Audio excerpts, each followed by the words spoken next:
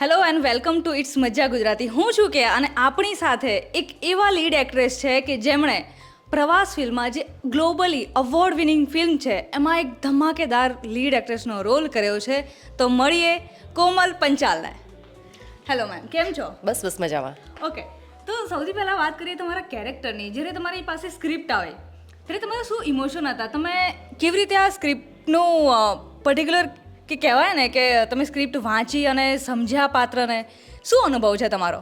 સૌથી પહેલાં તો મને જયનો ફોન આવ્યો, પછી અને એણે મને કીધું કે આપણે એવોર્ડ માટે આ ફિલ્મ બનાવી રહ્યા છે. મેં કીધું ઓકે, કંઈ વાંધો નથી. એટલે જય બહુ વર્ષોથી સારો મિત્ર છે અને એ એવું રોલ મને આપતો હોય તો એણે કંઈ વિચાર્યું જોઈએ કે ભાઈ આ રોલ કોમલ કરી લેશે એમ. એટલે મારે કંઈ વધારે કહેવાની જરૂર નથી કે જયે કીધું કે આ રોલ કરવાનો છે તો ઓકે, મારે પછી ખાલી પરફોર્મ કરવાનું કે ભાઈ હું આ રોલને ન્યાય આપી શકું છું કે નહીં. જસ્ટિસ કરી શકો છો? હા હા. અને આ ફિલ્મમાં તમારું પાત્ર એક કહેવાય ને કે બહુ ઇમોશનલ કેરેક્ટર છે. તમને આ ભાવનાત્મક પાત્ર ભજવવામાં તમને કેટલી મુશ્કેલીઓ પડી છે? ના, મુશ્કેલી એવું તો ના કહી શકાય, કારણ કે ડિરેક્ટર આપણા વિપુલ શર્મા છે.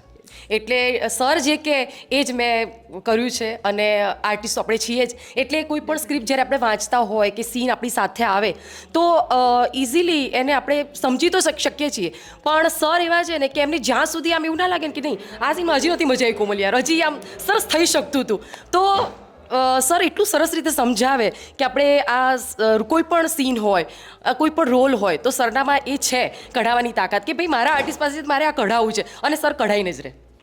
તો તમે જ્યારે આ ફિલ્મમાં ચાઇલ્ડ એક્ટર્સ પણ છે, તમને કોઈ એવું થયું કે આ ચાઇલ્ડ એક્ટર્સ છે તો એ તમને ઓવર પરફોર્મ કરી જશે? કારણ કે એ લોકોનો રોલ બહુ મેજર છે અને દે હેવ પરફોર્મ એક્સ્ટ્રીમલી વેલ. તો તમને કોઈ દિવસ એવું થયું છે કે કોઈ સીનમાં એવું લાગ્યું છે? હા, વિશાલ બહુ સારો એક્ટર છે અને ઘણા વર્ષોથી એ પણ કામ કરે છે. એટલે આખી ફિલ્મ વિશાલ પર હતી. એટલે ઘણી બધી એવી જગ્યા હતી જ્યાં વિશાલે બહુ જ સારું કર્યું છે અને કદાચ આર્ટિસ્ટ સામે તમારી સારા હોય ને તો તમને પણ પરફોર્મ કરવાની એટલી જ મજા આવે. એટલે અમે જેટલા 4 જણા છીએ, 4 જણા અને નાનકડા એના જે ફ્રેન્ડ્સ બધા છે એ પણ બહુ સરસ રીતે પરફોર્મ કરતા હતા. તો બહુ જ મજા પડી અને વિશાલ સારો એક્ટર તો છે જ. તો તમને જ્યારે ખબર પડી કે આ ફિલ્મને ઓલરેડી 70+ ગ્લોબલ એવોર્ડ મળ્યા છે, હાઉ વોઝ યોર રિએક્શન? ખબર નથી કે આટલા બધા એવોર્ડ મળશે એમ, એટલે સો હેપી. ઓકે, તો તમને જ્યારે આ સ્ક્રિપ્ટ આપવામાં આવી સર તરફથી, વિપુલ સર, બરાબર, તો તમે એવું શું લાગ્યું કે આ ફિલ્મ ચાલશે કે નહીં ચાલે? એવા કોઈ થોટ્સ હતા ખરી મગજમાં? ના, વિપુલ સરનો ફોન આવે કે જયનો ફોન આવે એટલે મને ખબર હોય કે એમણે મને ચૂઝ કરી છે તો એમને ખબર હશે કે કોમલ આ રોલ સરસ રીતે નિભાવશે. એમને એ ખ્યાલ હશે તો જ એમણે મને કીધું હશે કે કોમલ આ રોલ તારે કરવાનો છે. તો એમાં કોઈ વધારે કહી નહીં શકું. તો તમે જ્યારે આ મૂવી શૂટ થતું હતું, બરાબર, ત્યારે આ ફિલ્મમાં તમે શૂટિંગ ટાઈમ તમે વધારે ઇમોશનલ સીન કર્યા છે કે?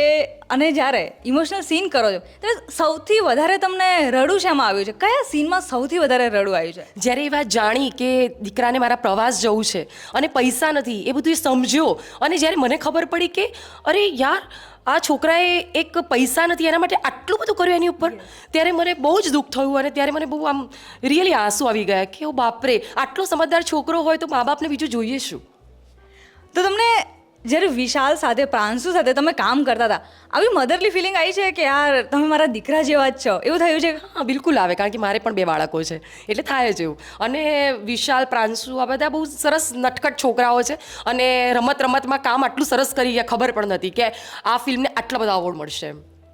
તમે જ્યારે સૌથી પહેલાં આ ફિલ્મના ગ્લોબલ એવોર્ડ જોયા છે, બરાબર, સૌથી પહેલાં એવો કયો એવોર્ડ છે કે જે તમને હિટ કરી ગયો, જે તમને સૌથી વધારે ગમ્યો કે ઓ વાવ આ અચીવમેન્ટ છે? કેનેડા. એબ્સોલ્યુટલી. અને એક લાસ્ટ ક્વેશ્ચન, પ્રવાસમાં જો તમારે ક્યાંક પ્રવાસ જવું હોય તો હમણાં તમે ક્યાં પ્રવાસ જશો? અને જો કદાચ એનું આજના જમાના પ્રમાણે બજેટ 8,000 જ હોય તો તમે ક્યાં જશો?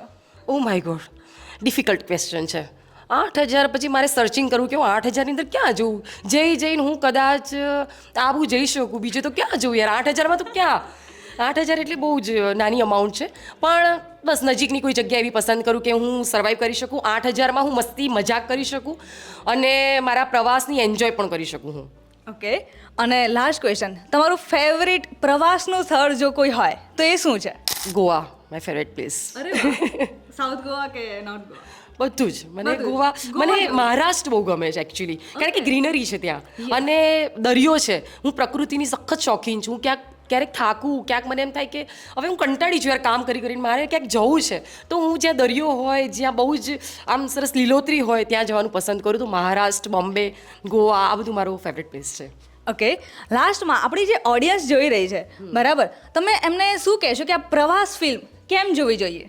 પ્રવાસ ફિલ્મ એટલે જોવી જોઈએ કે જો બાળક સમજદાર હોય તો મા બાપ માટે ઘણું ઇઝી થઈ જાય છે કે એવું થાય કે આટલું બધું સમજદાર છોકરું યાર આ સંસ્કાર મેં એને ક્યારે આપ્યા. બહુ જ ઇઝી થઈ જાય છે ને ઘણી વખત આટલું સમજદાર બાળક જ્યારે પેદા થાય ને ત્યારે આપણને એમ થાય કે એના મગજની અંદર આટલી બધી વાત કેવી રીતે ઘૂસી, એણે ક્યારે જોઈ લીધું આ બધું કે અમારી તકલીફો જનરલી મા બાપ છે એ પોતાની તકલીફો બાળકોથી છુપાવતા હોય છે પણ ના કહેતા હોય કે બાળકને ક્યાંક ને ક્યાંક કંઈક ના કંઈક અંશે એને એવું ના થાય કે બીજા છોકરાઓ જે કરે છે હું નહીં કરી શકું. મા બાપને એવું છે કે હું 2 પૈસા વધારે કમાઈશ, કંઈક મહેનત કરીશ, પણ મારા બાળકનું આ સપનું છે, એને કંઈ જોઈએ છે તો મારે અપાવવું છે. પણ જ્યારે આખી આ જર્નીમાં જ્યારે એ બાળકને ખબર છે કે મારા મમ્મી પપ્પા આટલા સક્ષમ નથી, મારે પ્રવાસને મારે જવું છે છતાં પણ નથી જવું, અમદાવાદ જવું એના માટે બહુ મોટી વાત છે પણ એ અમદાવાદ નથી જોઈ શક્યો કારણ કે મા બાપની એવી પરિસ્થિતિ નથી. પણ જ્યારે બાળક આટલું સમજદાર હોય ને ત્યારે મા બાપને પ્રાઉડ ફીલ થાય છે કે યાર શું કહું હવે, થેન્ક યુ ભગવાન, થેન્ક યુ ગોડ. તો યસ, આપણી સાથે કોમલ પંચાલની વાતચીત, એમણે દરેક ઇમોશન્સ એમનો કેવી રહી ફિલ્મની જર્ની દરેક વાત બહુ જ ડિટેલમાં કીધી છે. તો ફરી મળીએ ત્યાં સુધી, ઇટ્સ મજા ગુજરાતી, સ્ટે ટ્યુન.